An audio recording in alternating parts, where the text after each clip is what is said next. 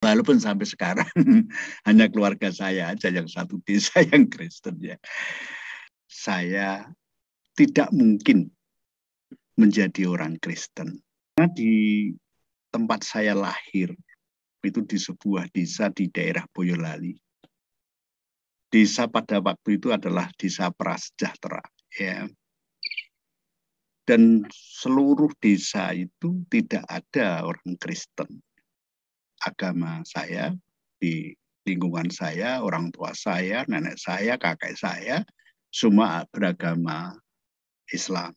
Ya. Pada Yesus Juru Selamat, aku berserah. Referennya itu sangat menyentuh saya.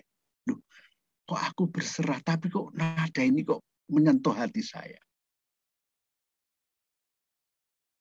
Saya kalau mengulangi aku berserah itu, saya tergetar di hati saya. Loh, aku kok berserah? Aku ya yang berserah ya. Bukan mereka ya, aku yang berserah. Itu seperti itu. Dan salah satu yang menarik saya, itu keramah tamahan, penerimaan. Itu yang saya kagum. Dan selama ini kan saya bergaul kan dengan seagama dengan saya ya. Kalau ramah dan sebagainya, guyon dan sebagainya hal yang merupakan biasa. Tapi ini agama lain. Terus ketika makan bersama, diakhiri makan bersama, berdoa dulu. Dan doa itu saya bisa mengerti. Oh, aku sedang didoakan. Jadi nama saya disebut, itu juga ada desiran di hati. Tapi itu, aku berserah. Dan pertama kali saya tahu nama Yesus ya pada waktu itu. Nah di rumah itu kan saya sering nyanyi. Nyanyi begitu, aku berserah. Gitu. Bapak saya itu nyanyian apa? Itu nyanyian apa? Terus guru agama saya di desa itu juga menasihati, ya nggak usah ikut ya karena kan bagaimana di rumah kan dipakai untuk berkumpul mengajar agama kita. Terus Mas Puji ya ikut ya tidak dijelaskan ya karena memang Ustadz saya itu kiai saya itu sangat saya kasihan juga ini anak terpelajar ini begini kok ya bisa memilih agama Kristen ya itu gimana itu ceritanya itu gitu. Tetapi yang luar biasa teman-teman Kristen ini baik dengan saya ya jadi ramah ya kadang-kadang ada rasa kasihan saya kepingin memberitahu tetapi ya nanti kalau saya memberitahu juga kurang baik jadi saya menghargai mereka saja berteman. Tetapi saya memang ada rasa di hati saya ini gejolak apa sih yang diajarkan di kekristenan itu. Jadi setiap hari Jumat itu ada kalau kami yang beragama Islam itu memang kami terus langsung ke masjid itu bersembahyang bersama dengan teman. Nah kalau hari Jumat yang Kristen itu pelajaran agama Kristen. Memang tidak banyak sih ya waktu itu. Tetapi penasaran saya apa sih yang diajar. Makanya pada waktu itu saya mencoba untuk tidak pergi ke tempat ibadah saya. Saya karena sekolah saya ini waktu itu kan separuh tembok ya. Jadi di bawah tembok di atas anyaman bambu yang dilabur putih begitu. Jadi saya bisa dengar. Nah, saya biasanya di luar di pojok kelas yang dipakai untuk mengajar sekolah teman-teman itu dan saya dengar tentang kebaikan Yesus. Menyembuhkan orang sakit, mencelekkan orang buta, membangkitkan orang mati, memberi makan 5.000 dan ajaran itu menurut saya itu menyejukkan di hati. Ya, tidak ada kebencian, mengampuni. Ya macam-macam lah saya ya lupa ya. Nah, itu sekali, coba nanti minggu depan apa yang diajarkan. Nanti minggu, wah senang juga mendengar cerita-cerita yang hebat seperti itu. Itu senang juga. Dan di agama saya kan enggak, pada waktu itu ya pada saya enggak ada cerita-cerita yang menurut saya menyentuh hati ya. Apa ya, saya harus minta tolong kepada Yesus ya. Begitu. Terus akhirnya saya berdoa gini, entah doa entah ngomong, Yesus, kalau engkau benar-benar ada dan seperti cerita di buku ini bahwa kamu itu bisa menolong saya. Kerjaan saya di sini tuh rasanya saya sudah nggak nyaman. Kapan bangkrutnya saya nggak tahu, tetapi saya nggak nyaman. Kalau betul-betul kamu ada seperti cerita dalam buku kecil ini, tolong besok ada orang yang mencari saya, mencari karyawan untuk ditempatkan di perusahaan atau pekerjaannya. Kalau iya, saya percaya padamu. Itu gitu ya. Ngomong begitu aja. Sudah begitu, terus sudahlah. Saya diam aja. Saya kepingin kembali kok malas. Kembali ke jembatan Hanjeling itu malas. Sudahlah. Begitu. Dan saya mencoba menantilah. Nah, coba apa benar sih besok itu ada orang. Kalau enggak ya buku itu bohong. Ya. Buku itu katanya pertolongan dari Yesus. Begitu. Nah, teman-teman udah pada pulang ya, teman-teman udah pada pulang, udah malam. Dan saya memang sedang menanti-nanti keajaiban. Benarkah itu? Nah, ketika para mantri pasar itu udah pada pergi semua, ya pergi ke pasar masing-masing kan beberapa itu. Saya di kantor sendirian dengan apa? Dengan bagian keuangan itu. Tiba-tiba sekitar ya masih pagi kok, itu kalau nggak salah belum sampai jam 9. Ada tamu dari Bogor ya, datang. Loh, Mas, cari siapa yang punya perusahaan ini? Nggak ada. Kalau pagi dia pergi kemana saya nggak tahu. Jadi tidak di kantor ini. Nggak apa-apa sih. Saya sih hanya jalan-jalan saja, kebetulan saya mampir ke sini. Oh, mampir. Kan rupanya memang kami kenal. Oh, begitu. Terus gimana sih? Ada apa itu? Jalan-jalan, jam kerja kok jalan-jalan. Enggak, saya ditugasi pimpinan saya. Kenapa? Cari karyawan. Oh, cari karyawan gimana? Ya, cari karyawan. Maksudnya karyawan itu gimana? Ya cari karyawan untuk bekerja. Ini banyak pasar kami yang kosong. Makanya saya di Manta Tenaga. Kalau Mas Puji punya kenalan yang masih cari pekerjaan dari desa atau dari loh, saya ya mau kok. Wah, saya bilang ini kamu kok bodoh sekali sih. Sudah sepintar itu kok bisa murtad, bisa jadi orang Kristen. Dia senyum aja ya. Dia menjawab, udahlah renungkan apa yang saya katakan. Haleluya, haleluya, puji Tuhan. Shalom, salam sejahtera dalam kasih Tuhan kita Yesus Kristus. Bagaimana kabar saudara hari ini? Kami berdoa saudara semua dalam keadaan sehat dan diberkati oleh Tuhan. Saudara tak terbendung lagi bahwa Tuhan terus bekerja untuk memenangkan banyak orang bagi kemuliaan-Nya. Kalau saat ini kita melihat bagaimana Tuhan terus beracara memenangkan jiwa-jiwa. Saudara-saudara, kebanyakan daripada murtadin ini yang kita sebut sebagai murtadin ini, mereka adalah orang-orang yang berusaha untuk mencari kebenaran, haus akan kebenaran.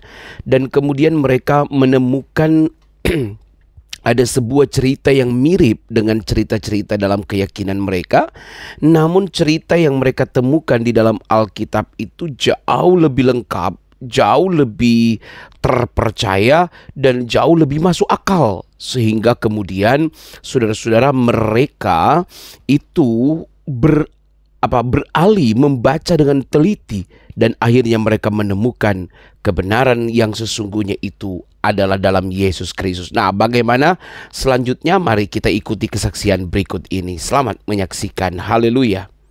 Iya. Ya, Amin. saya berterima kasih untuk kesempatan ini. Saya menyaksikan bagaimana Tuhan memilih saya sebagai muridnya. Kalau dipikir secara nalar, saya tidak mungkin menjadi orang Kristen. Ya, karena di tempat saya lahir, itu di sebuah desa di daerah Boyolali. Desa pada waktu itu adalah desa prasejahtera. Ya. Dan seluruh desa itu tidak ada orang Kristen. Jadi waktu itu saya melihat, ya nggak mungkin saya itu seperti itu. Jadi tiap kali ya saya belajar agama saya di lingkungan saya, orang tua saya, nenek saya, kakek saya, semua beragama Islam. Ya.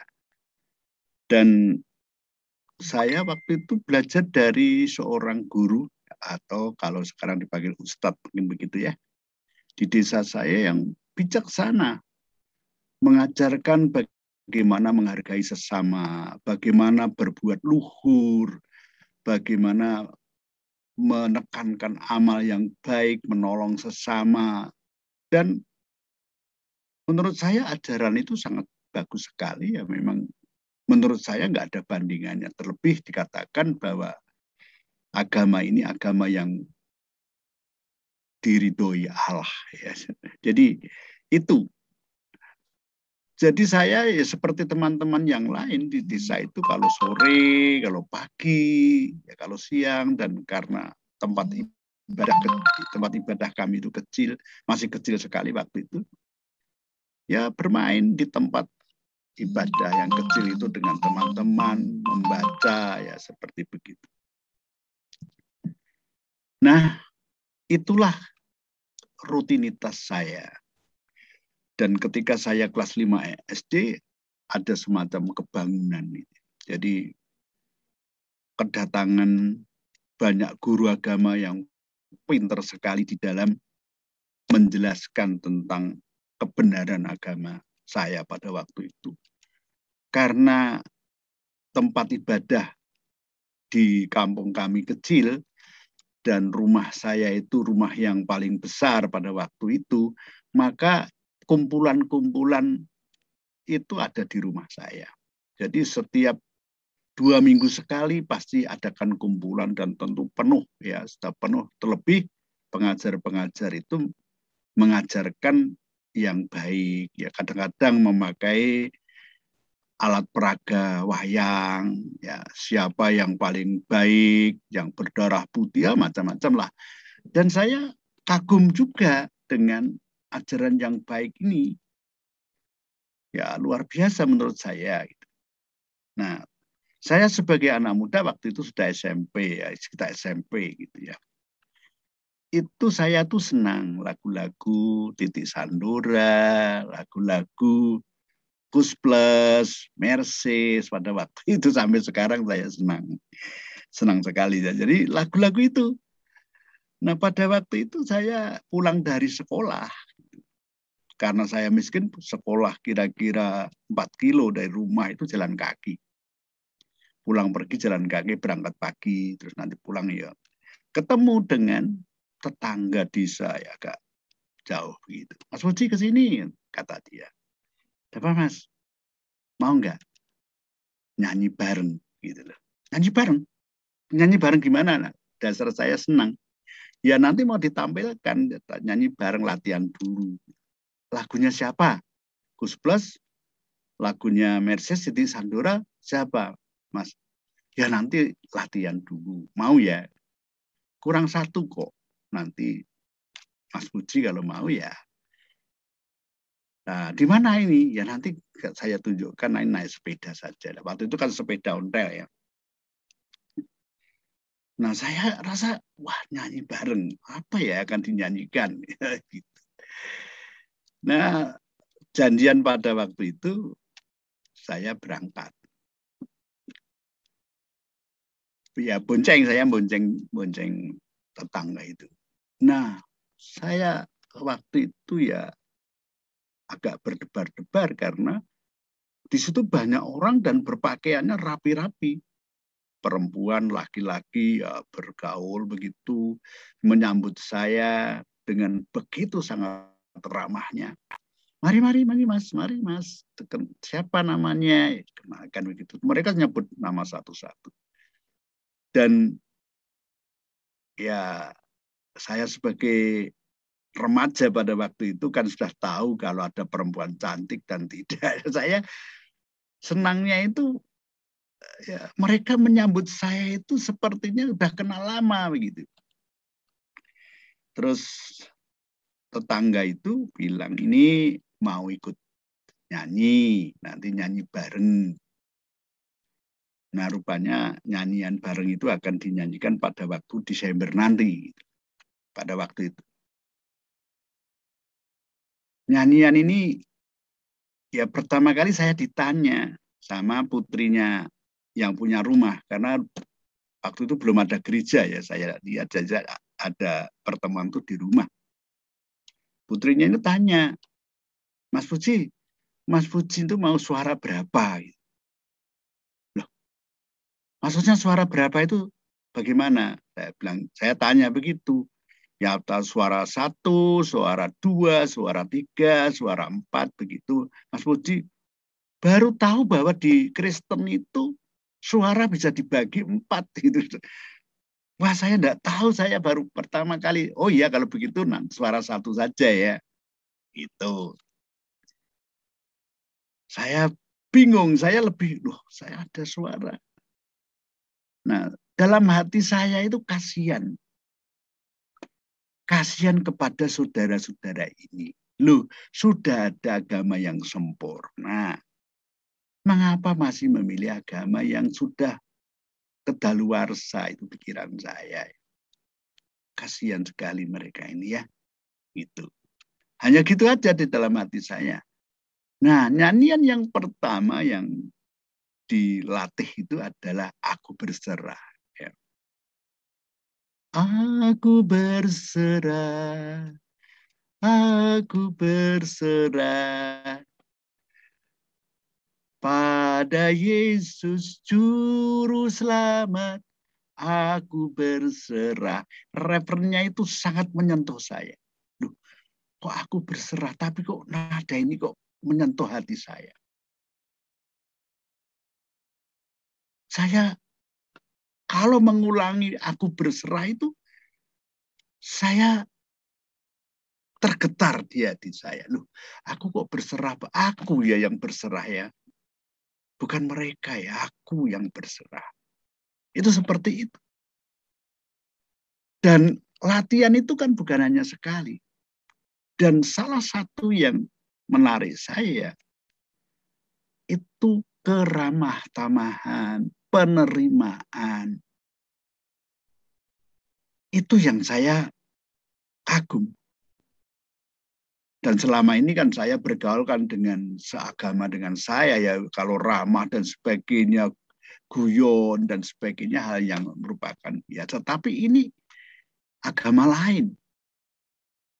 Terus ketika makan bersama, diakhiri makan bersama, berdoa dulu. Dan doa itu saya bisa mengerti. Oh, aku sedang didoakan. Jadi nama saya disebut, itu juga ada desiran di hati. Nama saya disebut, ada perhatian.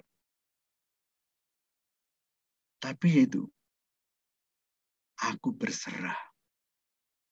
Dan pertama kali saya tahu nama Yesus ya pada waktu itu. Nah di rumah itu kan saya sering nyanyi. Nyanyi begitu, aku berserah. Gitu. Bapak saya itu nyanyian apa? Itu nyanyian apa? Kok berserah pada Yesus? Kamu ini kan punya agama sendiri. Kamu ikut-ikutan yang seperti itu ya. Nggak usah lah. Kalau boleh, nggak usah. Ayah saya, bapak saya itu memesan nggak usah. nggak usah ikut-ikutan lah. Terus guru agama saya di desa itu juga menasihati, ya nggak usah ikut, ya karena kan bagaimana di rumah kan dipakai untuk berkumpul, mengajar agama kita. Terus Mas Puji ikut, ya tidak dijelaskan, ya karena memang Ustadz saya itu, kiai saya itu sangat menghargai agama orang lain juga, ya jadi tidak menjelek-jelekan, enggak. Jadi kami diajar untuk menghargai orang lain yang beragama berbeda. Itu kecil, makanya kami nggak ada masalah, misalnya agamanya berubah itu nggak ada masalah. Walaupun sampai sekarang hanya keluarga saya aja yang satu desa yang Kristen ya. Ya, nah itu paling tidak saya dikenalkan. Walaupun Desember tidak jadi tampil ya. Walaupun saya juga belum bisa membayangkan kalau tampil nanti akibatnya seperti apa. Saya juga tidak bisa membayangkan. Nah, setelah itu tamat sekolah menengah pertama ini, saya mendaftar masuk ke sekolah menengah atas. Ya. Dan pergaulan saya tambah luas. Karena ternyata di sekolah menengah atas itu ada yang beragama Kristen. Saya kasihan juga, ini anak terpelajar ini begini kok ya bisa memilih agama Kristen, ya itu gimana itu ceritanya itu gitu. Tetapi yang luar biasa teman-teman Kristen ini baik dengan saya, ya jadi ramah. Ya kadang-kadang ada rasa kasihan, saya kepingin memberitahu, tetapi ya nanti kalau saya memberitahu juga kurang baik. Jadi saya menghargai mereka saja, berteman. Tetapi saya memang ada rasa di hati saya ini gejolak. Apa sih yang diajarkan di kekristenan itu? Jadi setiap hari Jumat itu ada, kalau kami yang beragama Islam itu memang kami terus langsung ke masjid itu bersembahyang bersama dengan teman. Nah, kalau hari Jumat yang Kristen itu pelajaran agama Kristen. Memang tidak banyak sih, ya waktu itu. Tetapi penasaran saya, apa sih yang diajar? Makanya pada waktu itu saya mencoba untuk tidak pergi ke tempat ibadah saya. Saya karena sekolah saya ini waktu itu kan separuh tembok ya. Jadi di bawah tembok, di atas anyaman bambu yang dilabur putih begitu. Jadi saya bisa dengar. Nah, saya biasanya di luar di pojok kelas yang dipakai untuk mengajar sekolah teman-teman itu, dan saya dengar tentang kebaikan Yesus. Menyembuhkan orang sakit, mencelekkan orang buta, membangkitkan orang mati, memberi makan 5.000, dan ajaran itu menurut saya itu menyejukkan di hati. Ya, tidak ada kebencian, mengampuni, ya macam-macam lah, saya ya lupa ya. Nah itu sekali, coba nanti minggu depan apa yang diajarkan. Nanti minggu, wah senang juga mendengar cerita-cerita yang hebat seperti itu. Itu senang juga. Dan di agama saya kan enggak, pada waktu itu ya pada saya enggak ada cerita-cerita yang menurut saya menyentuh hati ya. Belas kasihan itu kan menyentuh hati. Yang saya ingat itu ketika ada seorang bapak, ceritanya yang guru agama itu. Guru agama Kristen, seorang bapak yang anaknya sakit, ya dia berlari-lari kepada Tuhan Yesus. Tuhan, anak saya hampir mati, tolong Tuhan, kira-kira begitu. Saya memepetkan telinga saya di dinding. Wah, bagus sekali. Terus gimana coba sikap Yesus, gimana kira-kira? Nah, rupanya Tuhan Yesus tidak datang kepada anaknya yang sakit itu. Itu kata guru agama itu 35 km jaraknya. Jadi rupanya bapak ini saking mengasihi anaknya itu sampai datang, dan ini bukan orang umat Yahudi, bukan umat lain, pegawai istana atau apa waktu itu saya. Nah itu hanya anakmu sembuh, hanya perkataan begitu. Dan pegawai ini percaya. Dan ternyata memang sembuh. Wah, itu sangat menyentuh hati saya. Adakah orang itu seperti diceritakan guru agama Kristen? Nah, masih banyak lah kalau saya cerita ya. Saya cerita apa yang terkesan pada waktu itu. Dan ketika itu ada teman saya yang Kristen itu, Puji ayo nonton film yuk. Gitu. Nonton film apa? Ya nonton. Ya film. Nah pada zaman saya namanya film itu kan, wah luar biasa ya. Bisa nonton film itu luar biasa. Dulu kan ada film hitam putih, Subur Karnawan atau siapa itu ya, yang pembebasan Iran Barat atau apa itu. Kadang-kadang di misbar itu di lapangan. Nah saya bayangkan, wah ini nonton film bagus ini pasti. Nah saya ikut, beberapa teman Kristen ya ikut. Saya diajak. Saya masih ingat teman saya, kamu mau kemana? Mau nonton film gitu. Hati-hati loh ya, ini filmnya nggak disebutkan karena ada saya bersama-sama teman-teman ini. Nah ternyata sampai di situ udah banyak orang ya, nonton tuh banyak orang, dan rupanya semacam slide itu ya kalau sekarang ini. Jadi ada gambar satu dijelaskan, gambar dua dijelaskan gambar Yesus sedang memberi makan 5.000 orang, dijelaskan Tuhan Yesus mencelekkan orang buta, ada gambarnya. Batin saya kok, masa sih ada gambarnya ya, Yesus kok digambarkan seperti itu ya. Itu begitu, hati saya rasanya memberontak. Masa sih digambar seperti itu? Cuman yang berbicara, kok sama ya guru agama Kristen ini menjelaskan Yesus itu baik, berbudi, suka menolong, mengasihi. Terus di film ini juga sama seperti itu. Ini ya pikiran, hati itu teraduk-aduk lah. Ya semacam, ya seperti itulah orang namanya tersentuh ya. Nah setelah itu memang enggak diteruskan, ya sudah itulah ya, saya hanya sampai kepada mengagumi saja. Nah setelah itu memang saya lulus di SMA SLTA itu, dan saya tidak bisa meneruskan kuliah walaupun cita-cita saya ingin kuliah, saudara, tetapi tidak bisa karena orang tua saya tidak mampu untuk menyekolahkan. Kalau kamu kuliah, adik-adikmu nggak kebagian sekolah. Ini kata-kata bapak saya itu mengharukan saya. Paling tidak, ya sama nanti adik-adikmu ya SMA saja, kamu ya SMA saja. Ya bagaimanapun saya harus tahu diri lah, namanya anak, sebagai anak orang miskin itu kan.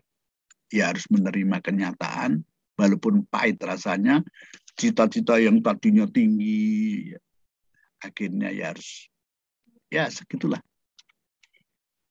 Nah, tetangga saya membawa saya ke Jakarta, bekerja di sebuah semacam koperasi begitu yang bergerak dalam bidang keuangan, namanya Bumi Arta atau apa waktu itu saya. Nah, saya bekerja di situ, bekerja di kantor, jadi bukan bekerja di lapangan, bekerja di kantor, dan satu-satunya dengan satu bagian keuangan yang ada di situ ya bekerja. Ya ringkas cerita, setelah bekerja beberapa lama terjadi kegoncangan yang saya tidak tahu juga, kegoncangan masalah keuangan atau masalah apa, saya tidak tahu, tetapi saya sudah tidak kerasan.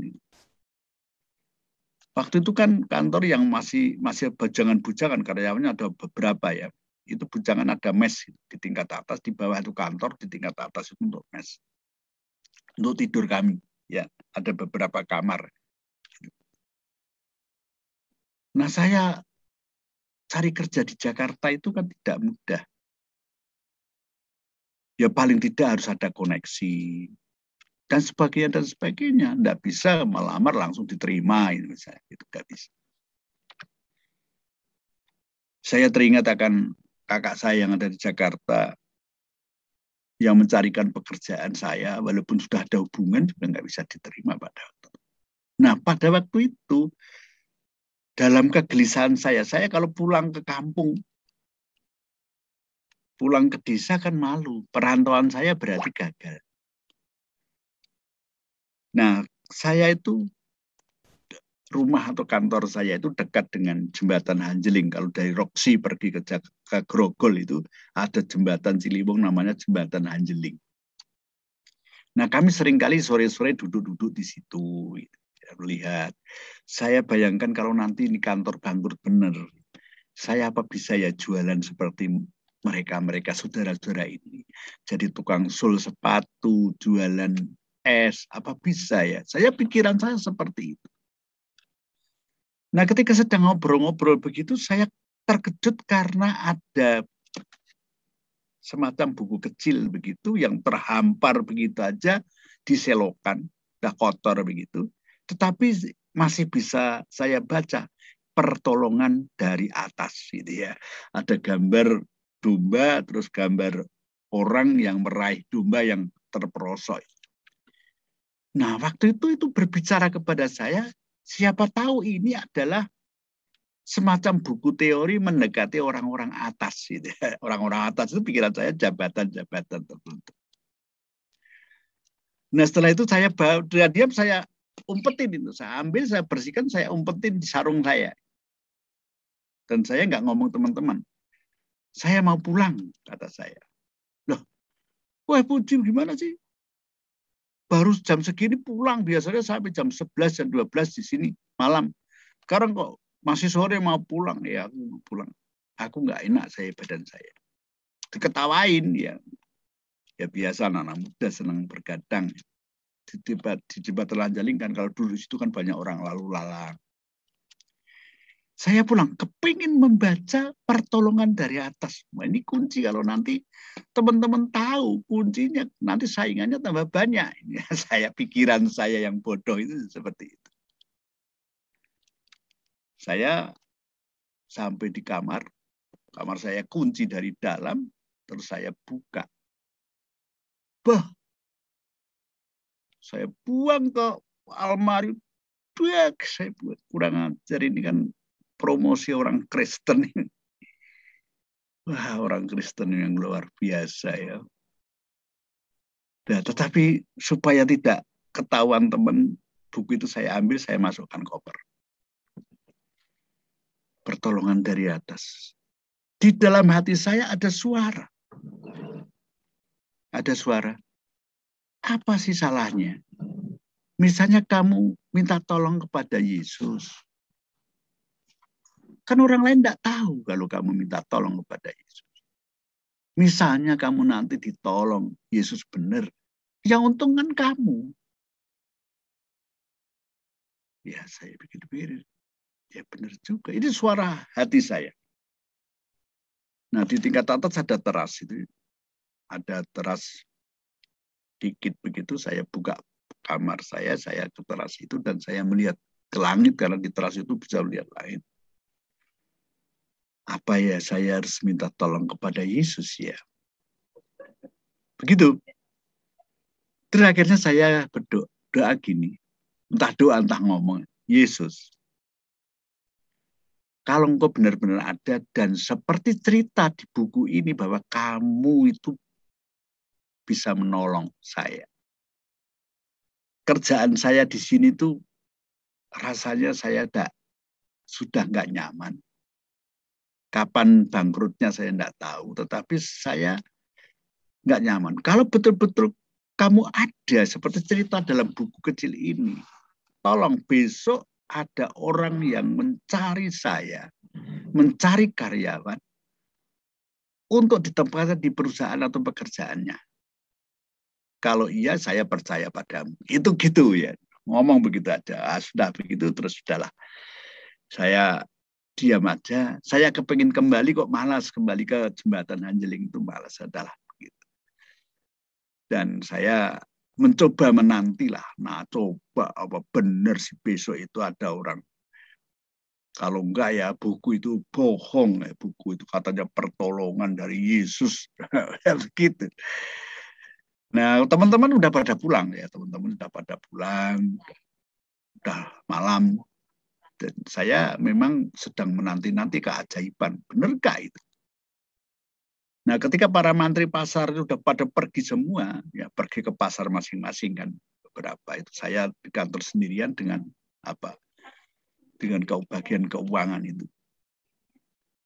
Tiba-tiba sekitar ya masih pagi kok. Itu kalau nggak salah belum sampai jam 9. Ada tamu. Tamu dari Bogor ya. Datang. Loh, Mas, cari siapa yang punya perusahaan ini? Nggak ada. Kalau pagi mereka dia pergi kemana nggak, saya nggak tahu. Jadi tidak di kantor ini.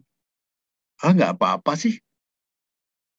Saya sih hanya jalan-jalan saja, kebetulan saya mampir ke sini. Oh, mampir. Rupanya memang kami kenal. Oh, begitu. Terus gimana sih? Ada apa itu? Jalan-jalan, jam kerja kok jalan-jalan. Enggak, saya ditugasi pimpinan saya. Kenapa? Cari karyawan. Oh, cari karyawan gimana? Ya cari karyawan. Maksudnya karyawan itu gimana? Ya cari karyawan untuk bekerja. Ini banyak pasar kami yang kosong. Makanya saya di Manta Tenaga. Kalau Mas Puji punya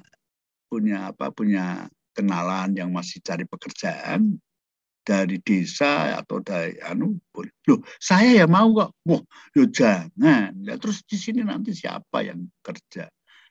Enggak, aku mau. Aku mau kerja kok. Saya nanti minta cuti lah 2 minggu. Loh, ini benar, ini serius. Loh iya, saya kepengen pindah kerja. Terus lamarannya gimana? Oh, lamarannya nanti. Sudahlah, pokoknya yang penting kamu lihat dulu lah. Kamu pekerjaan. Nah, saya tulis sedikit otoretan bahwa saya pergi ke Bogor. Karena yang mengerjakan kan nanti kan juga bagian keuangan. Ya saya diizinkan, pergilah ke Bogor. Saya melihat pekerjaan itu. Dan saya diajak ke pasar. Ya memang kalau istilah kedudukannya lebih tinggi di Jakarta daripada di Bogor. Tetapi saya kok senang di pasar. Jadi saya bertemu banyak orang, bertemu pelanggan. Rupanya ini koperasi simpan pinjam juga. Jadi saya, waduh, di lapangan seneng nggak? Di tembok yang ya hanya kelilingi tembok, nggak bisa ngomong. Dan istilahnya kalau drop-dropan uang itu ada komisi ya. Ada komisi. Komisi dari peminjam uang. Ya lumayan sedikit-sedikit gitu. Nah ini teman saya itu bilang begini, gimana kamu? Saya ditunjukkan pasar di Lewiliang, pasar di Ciampea, pasar yang suruh pilih mana pasar yang mau ditangani.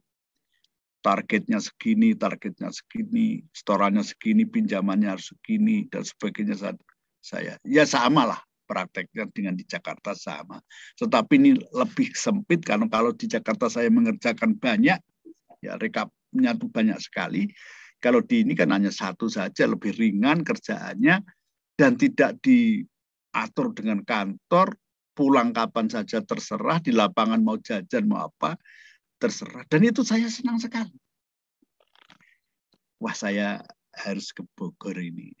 Akhirnya saya memang meninggalkan Jakarta dan saya kerja di Bogor. Wah, saya gajinya lebih tinggi lipat dibanding dengan di Jakarta. Saya dapat uang perjalanan, saya dapat uang untuk makan, saya ditempatkan di semacam asrama begitu yang diberi jatah makan ya dari asrama itu. Rame-rame yang bujang-bujang ya, kalau yang ada keluarga nggak boleh. Wah, saya senang itu. Masih muda, menurut saya uangnya cukup ya gitu ya. Saya masih merokok, jadi saya bisa beli rokok, saya bisa ngopi, saya bisa jajan, saya bisa jalan-jalan. Rasanya seperti kuda yang kendalinya lepas ya saya.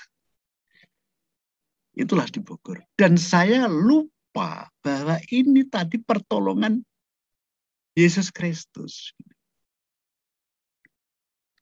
Nah, pada waktu itu saya senang mendengarkan radio. Waktu itu kan radionya SW, masih SW, belum ada FM ya, masih SW AM.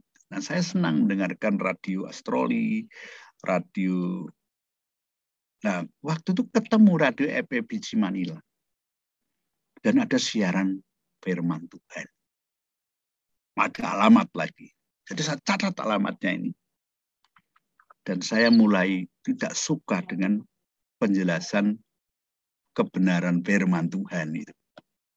Saya tanya kepada alamat ini.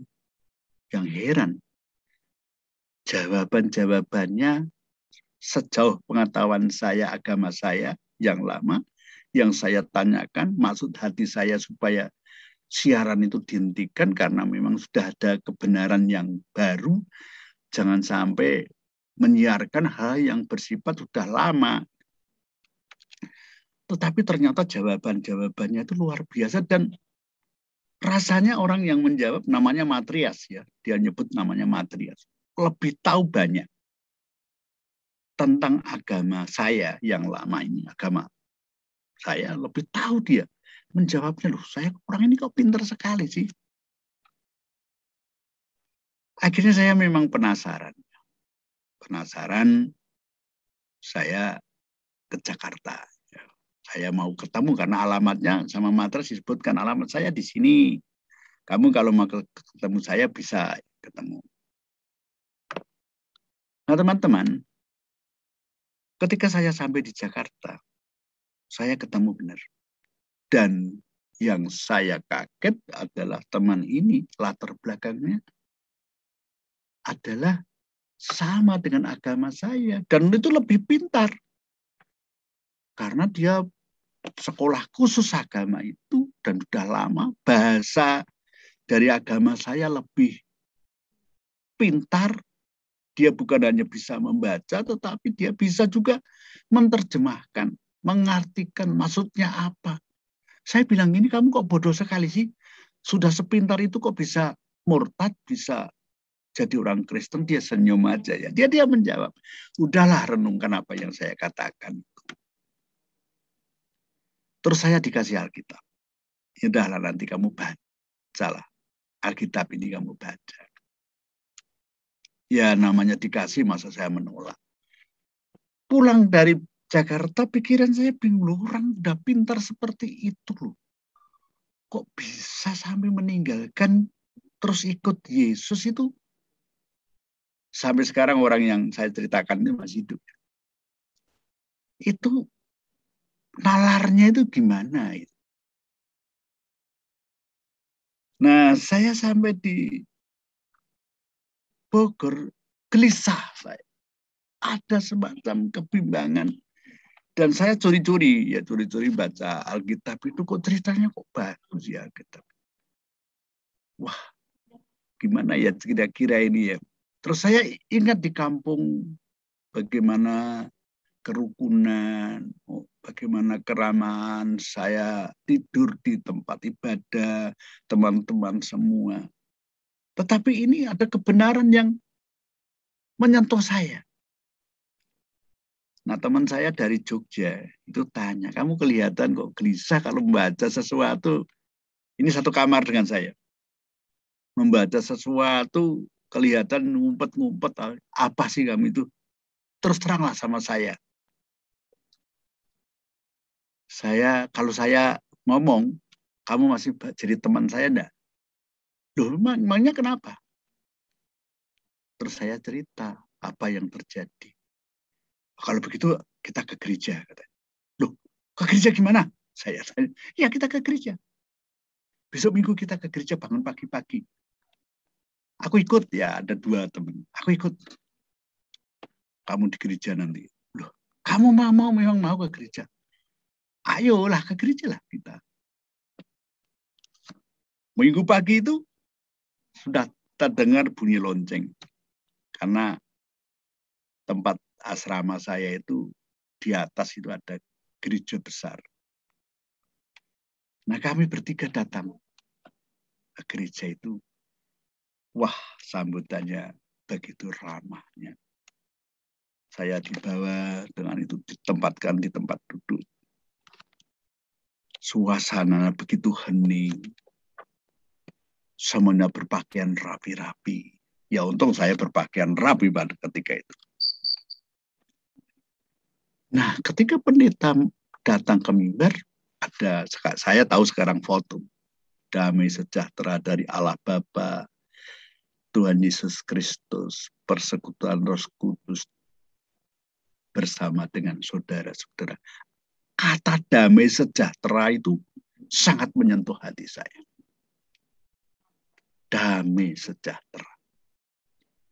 Dan sepanjang khotbah pendeta itu, nggak ada membicarakan kebencian. Justru harus mengasihi orang yang membenci. Memberi orang yang membutuhkan. Wah, sangat bagus. Dan itu seirama dengan yang saya dengar ketika saya di SMA. Film guru agama Kristen yang mengajar. Ini kok sama ini. Khotbah ini menyejukkan sekali. Saya, yang jadi kaget saya itu kan ada persembahan, ada kantong itu. Dulu, wah ada kantong. Saya bingung, semua masukkan uang. Di gereja rupanya ditarik uang ya. Harus membayar setelah mendengarkan khotbah ya. Itu pikiran saya yang waktu itu. Teman saya cepat-cepat ketika kantongnya sudah mau dekat terus memberikan uang kepada saya supaya tidak malu, supaya saya nggak menyiapkan. Terus sampai di jalan pulang nih, ya saya dari mana Mas? Dari ini kata-kata pulang disalami dari mana Mas? Ya saya tetangga saja sebelah. Oh iya, dan memang warna kulit kami kan beda sendiri ya. Semuanya kulitnya jernih-jernih ya, kami kan kulitnya gelap. Sampai di rumah itu saya heran, teman saya, waduh, orang gereja itu cantik-cantik ya. Wih, luar biasa cantiknya. Loh, saya bingung loh. Aku ini nggak pernah berpikir tentang gadis cantik-cantik, tapi berpikir bagaimana khotbah tadi kok teman saya nanti minggu lagi datang lagi ya. Bapak Ibu, itu pertama kali saya mengenal gereja. Tetapi saudara, wah teman-teman, ini loh orang murtad ini loh. Wah ini loh, teman-teman satu kantor bilang, wah ini apa ini? Alkitab saya itu dipegang, diduduki, dikentuti begitu. Apa ini? Agama apa ini? Wah saudara, Bapak Ibu, saya waktu itu dibela dengan teman Jogja ini. Teman Jogja rupanya sudah biasa ke gereja ya, di Jogja rupanya yang begitu saling kunjung, menghadiri apa itu Natal bersama. Itu teman saya sudah biasa begitu. Jadi, loh ya biasa toh.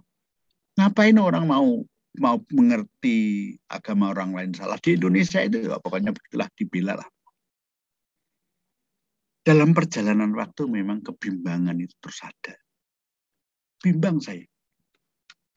Yang benar itu yang ini atau yang itu. Agama saya atau Kristen. Akhirnya puncak kebimbangan itu saya tidak kemana-mana. Ke tempat ibadah agama saya ya tidak.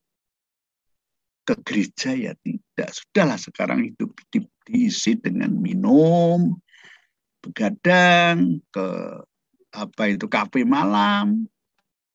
Ya baru pertama kali ya. Jadi waktu itu diajak teman saya. Yang lain, bukan dari yang Jogja. Rupanya menemani perempuan di klub malam itu ya harus bayar. Baru kaget saya, loh, hanya ngobrol saja harus bayar.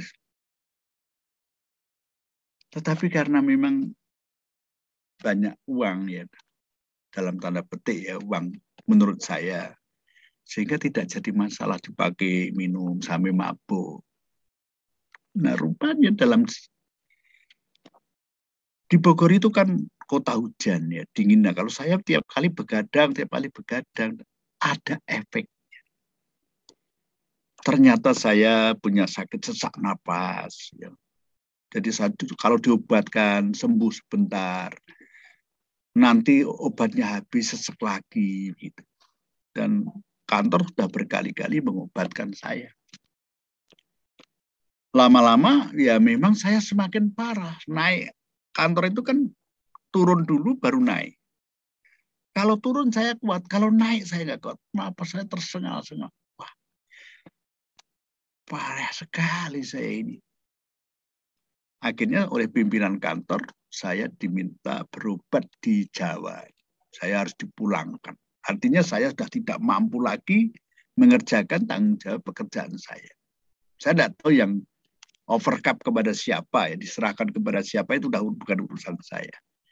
Saya diantar salah satu pimpinan ke kantor itu pulang ke Jawa. Ya, oleh bapak saya dibawa ke lereng Merapi sana. Ya. Jadi ke dukun lah begitu ya. Jadi dukun itu mengatakan bahwa dia bisa melihat sap di bawah tanah itu, 7 sap tanah itu dia bisa melihat di dalamnya ada apa. Jangankan paru-paru manusia, kata-kata dia. Jadi saya percaya. Saya dilihat ya dengan segala mantra tentunya ya. Tetapi saya bukan tambah baik, tambah parah. Adik saya itu adalah penjaga saya. Karena saya kalau jalan naik dikit nggak bisa. Napas sudah. Ngomong itu satu kata narik napas, satu kata narik napas. Wah, gimana ini? Dan saya sudah merasa yakin bahwa saya walaupun sudah begitu, sudah mau mati istilahnya itu. Saya belum minta tolong Yesus. Masih membaca agama lama saya, membaca surat-surat tertentu yang dikasih tahu sama guru agama saya, Pak. Nah, pada waktu itu ada salah satu saudara datang ke rumah. Tidak tahu siapa yang ngasih tahu. Kalau di desa itu kan dari mulut ke mulut itu berkembang. Jadi badan saya tinggal kurus kering. Kurus kering. Jadi tinggal kerangka itu. Nah ini saudara ini bilang sama bapak saya kalau anak ini tidak segera dibawa ke Jogja, anak ini nggak bisa tertolong. Anak ini pasti mati. Dibawa ke Jogja kok jauh sekali. Iya, harus dibawa ke Jogja. Rumah sakit di Jogja. Akhirnya memang sama bapak saya, sama teman di desa itu, teman di desa jauh itu dibawa ke. Nah rupanya tetangga itu dulu pernah bekerja di rumah sakit ini, jadi perawat di rumah sakit ini. Jadi kenal baik, didaftarkan oleh dokter, langsung dibilang, Mas ngamar, harus dioknam, nggak bisa ini. Enggak. Saya di kamar isolasi waktu itu. Wah, nah kami kan orang miskin ya. Dan saya dikasih uang pesangon dari kantor itu 3 bulan gaji. Saya masuk di ruang isolasi, dan saya sendirian di situ. Saya terus langsung sama perawat dipasang infus, dipasang oksigen, gitu ya, supaya saya bisa bernapas lega. Ya memang orang sakit paru-paru sesek itu, waduh susahnya minta ampun. Kalau dipakai tidur terlentang, gak bisa bernapas. Kalau dipakai duduk, kepala pening. Gitu. Jadi sudah pasrah, ya mungkin waktu saya dipanggil Tuhan meninggal sudah waktunya. Nah pada waktu sudah 2 malam atau 3 malam di kamar saya itu dimasukkan orang lain, seorang bapak muda itu. Wah masih badannya masih sehat begitu, sakit apa Pak? Ya saya tidak tahu Mas. Ngobrol dengan saya. Walaupun saya tersengal-sengal itu ya masih berbincang dikit. Walaupun saya jawabannya satu kata naik apa, satu kata naik, memang sengsara. Sudahlah Mas, jangan ngomong lah. Tetapi tiba-tiba Bapak itu seperti orang batuk, tapi matanya melihat saya, seperti minta tolong sama saya, terus keluar tuh cairan dari hidung, dari telinga, cairan putih. Saya terus bel sama perawatnya. Perawatnya datang rame-rame, coba ditolong. Tetapi tidak lama Bapak ini meninggal dunia. Wah, kelihatan sehat meninggal dunia dia. Terus ya dibawa keluar ya, terus sama tempat tidurnya bawa keluar, terus dimasukkan tempat tidur yang baru lagi. Saya dipindah dalam arti pindah posisi. Yang bekas mayat tadi ditempati saya supaya saya dekat dengan kamar mandi begitu. Tetapi saya kan memang nggak bisa turun, jadi saya harus pakai pispot. Ya begitulah orang sakit namanya. 2 malam di situ, tiba-tiba ada lagi masuk.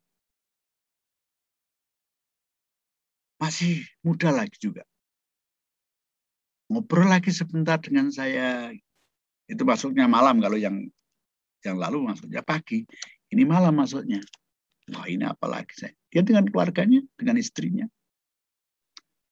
Ngobrol sakit apa Mas? Dia saya tanya. Ya saya bilang paru-paru saya sulit untuk bernapas. Nah baru ngomong beberapa saat kembali seperti kayak orang batuk. Tiba-tiba keluar cairan dari hidung, dari mulut putih, dari telinga semua. Kembali perawat mencoba menolong, tetapi rupanya sama, meninggal. Dan saya baru jam 3 pagi itu diambil mayat. Jadi saya tidur bersama mayat. Disitulah saya merenungkan. Wah, saya pasti mati. Saya ingat bapak saya bilang begini, Puji ini di rumah sakit Kristen. Kalau kamu nanti diajak berdoa, enggak usah. Kamu bilang aja kamu udah punya doa sendiri. Nasihat itu saya pegang benar. Nah, setiap Sabtu itu di rumah sakit itu ada vokal grup. Dari mana saya enggak tahu ya. Vokal grup nyanyi gitu terus ya supaya terhibur, dikuatkan, seperti itulah. Nah, yang terakhir itu ada calon pendeta. Saya lupa namanya. Waktu itu saya sangat ingat sekali.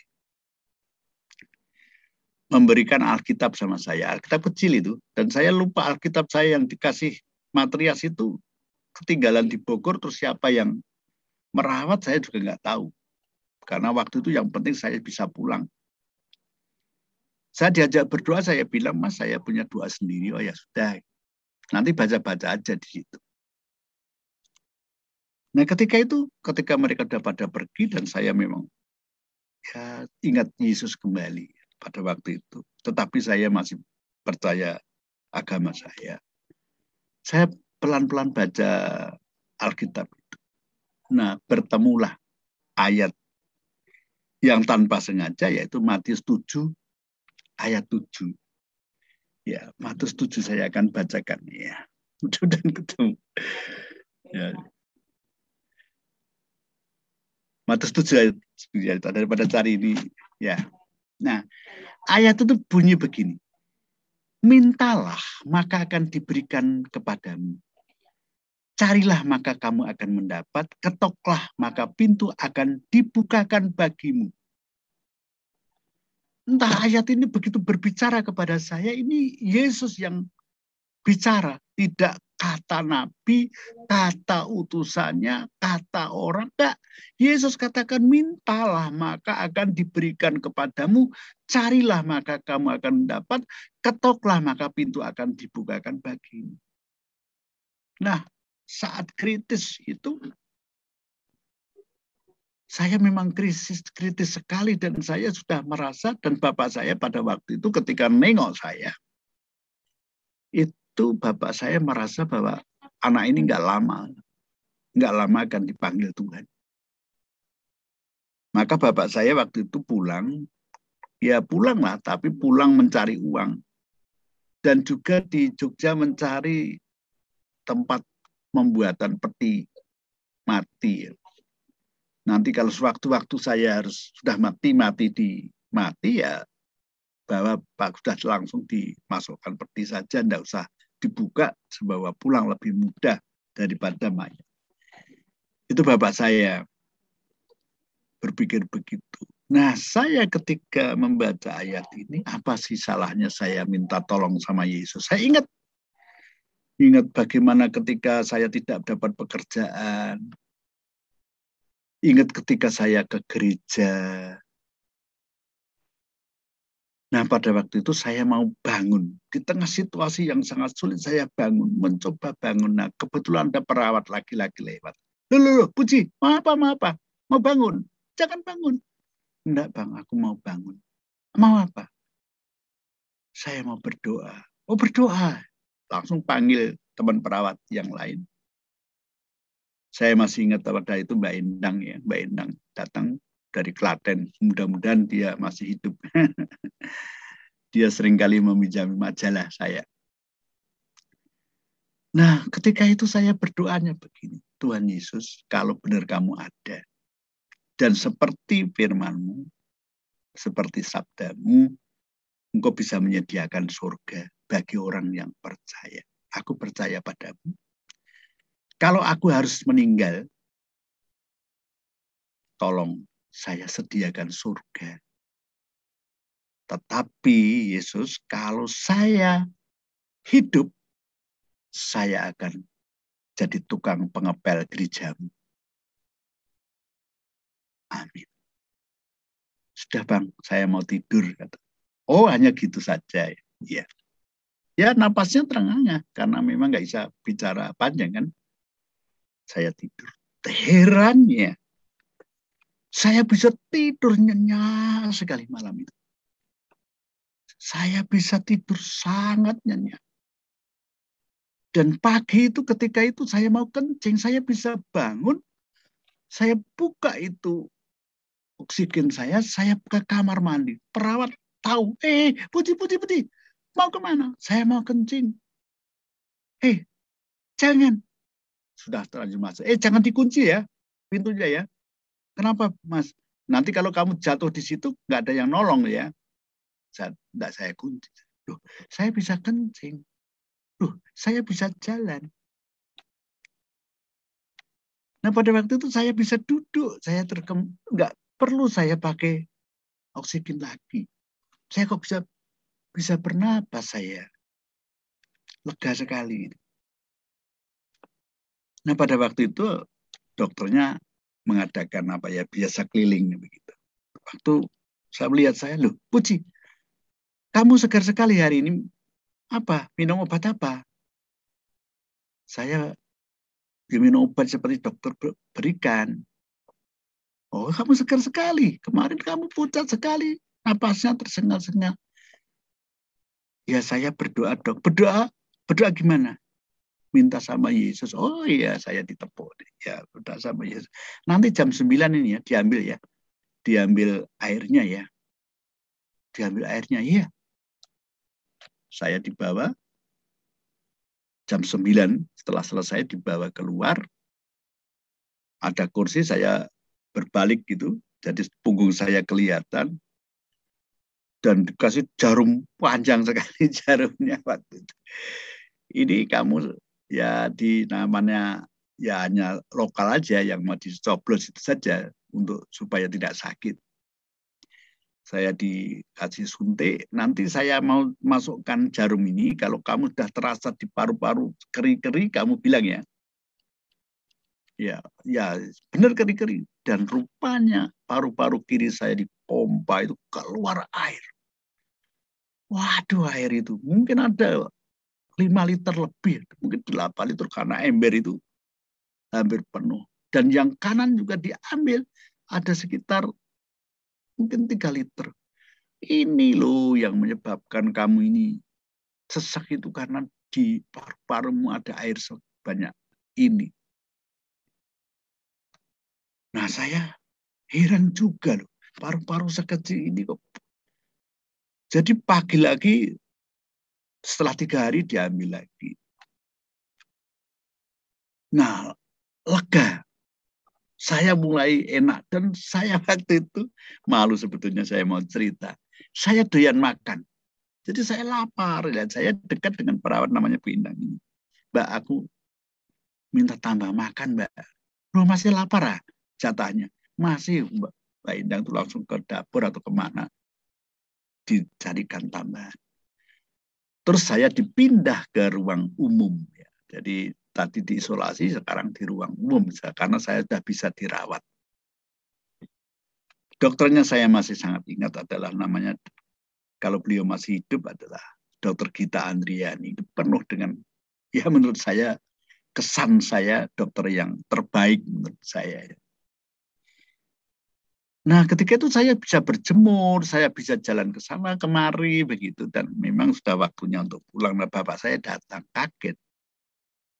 Loh, kamu sehat? Iya, Pak, kenapa? Ya, nggak tahu perasaan bapak pada waktu itu seperti apa. Dan pada waktu itu saya memang diizinkan pulang. Diizinkan pulang.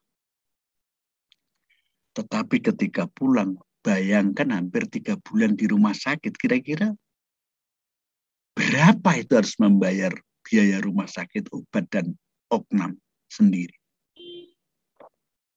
Saya masuk kamar, tengkurap dan nangis saya. Tuhan, kenapa saya nggak dimatikan saja? Kamu cabut saja nyawa saya di surga bersama kamu. Karena kalau saya punya hutang, bagaimana membayarnya? Menjual sawah, menjual ladang, menjual pekarangan untuk biaya rumah sakit ini. Saya doanya begitu.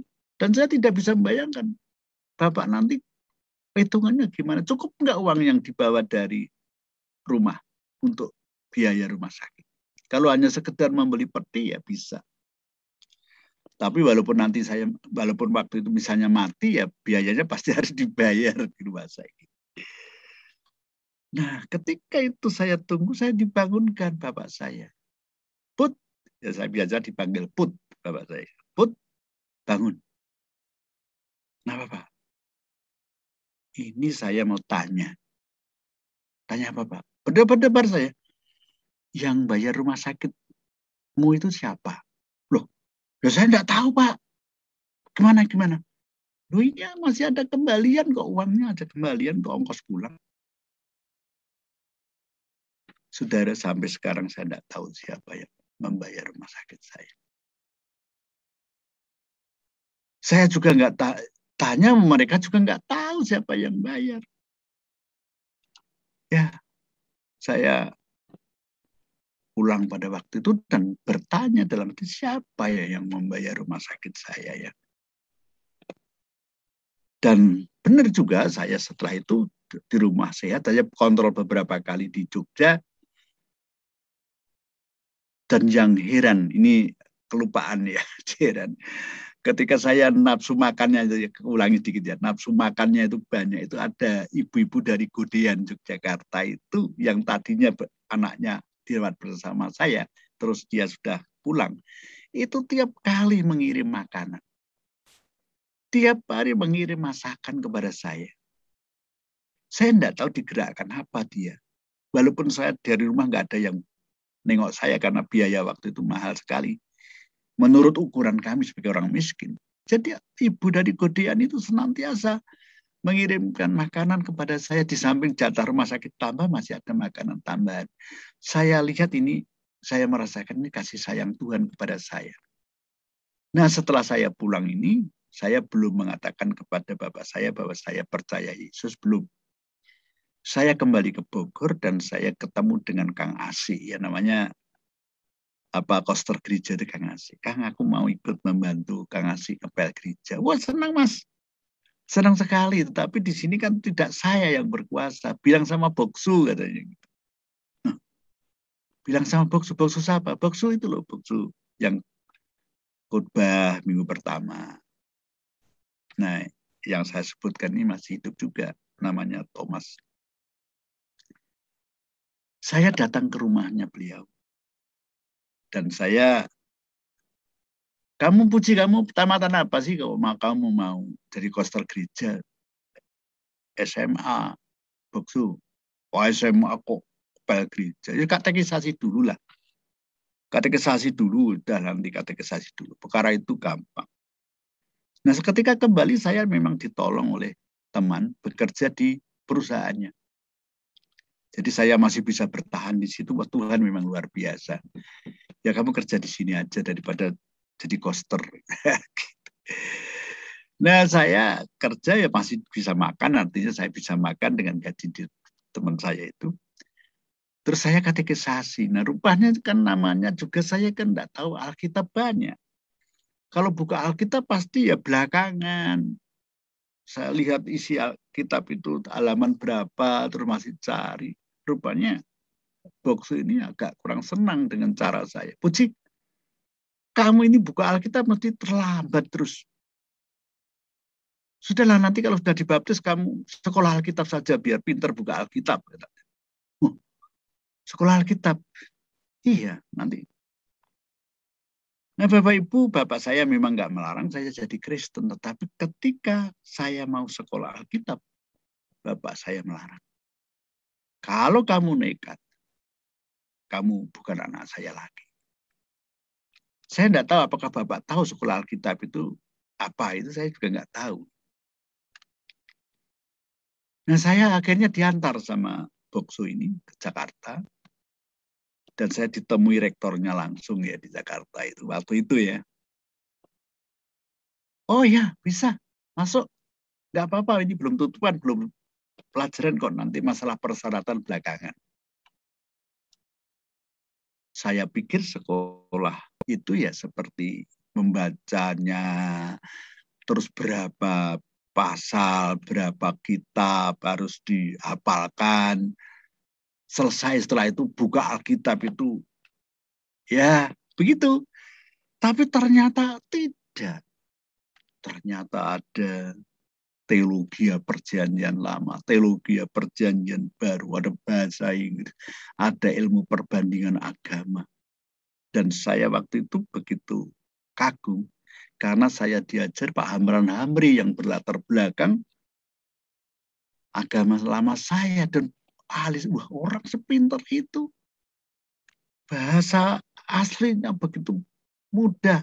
Dan saya mulai diyakinkan dalam sekolah Alkitab itu kebenaran di dalam Yesus Kristus. Dan Pak Amram ini begitu menyayangi saya, menurut saya. Karena berlatar belakang sama, saya diajak ke rumahnya di Jatinegara, saya diajak pelayanan. Nah, seperti itu. Saya diberi buku-bukunya dia yang bagus sekali. Ya. Sampai sekarang masih saya simpan buku-buku itu, walaupun dilarang beredar pada waktu itu. Nah, Bapak Ibu, saya sekolah ini saya 2 semester saja karena akan dirubah. Teman-teman saya banyak ya dari Manado, dari Ambon, dari ya saya berkenalan dengan lebih banyak lagi, tidak hanya satu suku saja seperti kalau di kantor saya banyak orang Jawa, dan sekarang ini saya bergaul. Dan ada dari Filipina, ada dari dosennya itu dari berbagai macam latar belakang. Nah, ketika itu ya ini saya sudah dibaptis, saya sekarang menjadi orang Kristen, tapi orang tua saya tidak bisa terima kalau saya sekolah Alkitab. Saya dipraktekkan di Solo ketika itu. Karena ini menunggu untuk perubahan sekolah yang tadinya itu hanya diploma akan dirubah menjadi sarjana gitu. Jadi saya diminta untuk menunggu proses itu, saya praktek di Solo. Katanya sih dulu tempat praktek saya itu banyak orang yang mau percaya. Nah, saya di tempat ternyata ketika saya datang hari Minggu nggak ada orang. Terus di mana ini kok nggak ada orang? Nah, memang bapak yang ditempati, rumah ditempati itu perakat. Beliau bilang, ya ditempatkan di sini Om, supaya tidak ada masalah. Jadi ya silakan mengajar. Tapi ya siapa yang diajar? Saya banyak bawa gitar, tentang ini sendiri nggak ada yang datang. Rupanya Tuhan itu mengasihani saya. Yang punya rumah ibu ini bilang, Por namanya anak yang sulung itu Por. Por, kasihan Om Puji dulu nggak ada yang diajar. Ayo kita ikut bergabung. Bilang sama Mbak itu tetangga itu datang. Jadi pada waktu pertama kali saya mengajar itu 3 orang. 3 orang saja. Ya saya latih nyanyi dan belum ada yang dibaptis. Nah saya ini orangnya ya memang diajari ramah ya. Jadi saya harus ramah. Jadi setiap ketemu orang saya sapa, saya senang berkunjung ke rumahnya. Nah sekali lagi Tuhan itu berbelas kasihan kepada saya. Anak-anak juga banyak yang suka datang dan saya mendirikan TK. TK sampai sekarang masih ada ya. Mendirikan TK ya untuk gimana ya, saya harus cari kegiatan. Masa ngajar 3 orang saja. TK namanya TK itu saya beri nama TK Berita Hidup. Muridnya banyak. Muridnya yang daftar banyak. Wah saya senang. Terus ada dikasih bangku-bangku sama yayasan. Dan saya senang berkunjung kepada anak-anak ini, anak-anak kecil ini, orang tua. Dan rupanya dari kunjungan ini, banyak orang tertarik dan malamnya, setiap malam, itu datang berkumpul. Saya ajari lagu-lagu Kristen, saya ajari. Dan ada pemuda-pemuda di sini katanya sudah belajar agama Kristen dari hamba Tuhan yang lain, katanya begitu, ikut berkumpul. Jadi menguatkan. Singkat cerita, waktu itu sudah berjumlah, orang tua sudah berjumlah 99 orang. Anak sekolah minggu saya itu 175 orang anak. Jadi, wah, aku juga heran sekali. Bagaimana Tuhan bisa memakai saya seperti itu? Saya juga nggak tahu. Dan sampai sekarang ini menjadi gereja yang besar yang dilayani anak sekolah minggu saya di daerah lain. Tetapi nanti ceritanya akan bersambung. Nah, kira-kira itu saya menjadi orang Kristen dan mulai diterjunkan, dipercaya Tuhan menjadi pelayan Tuhan. Waktu itu diutus sebagai evangelis, begitu ya. Tadi waktu diutus di Hotel Said Jaya, kalau nggak salah di Jakarta itu, saya menjadi penginjil, evangelis. Nah, Bapak Ibu, itu kesaksian saya menjadi orang Kristen. Selamat menyaksikan, haleluya. Amin, puji Tuhan. Tuhan memberkati saudara.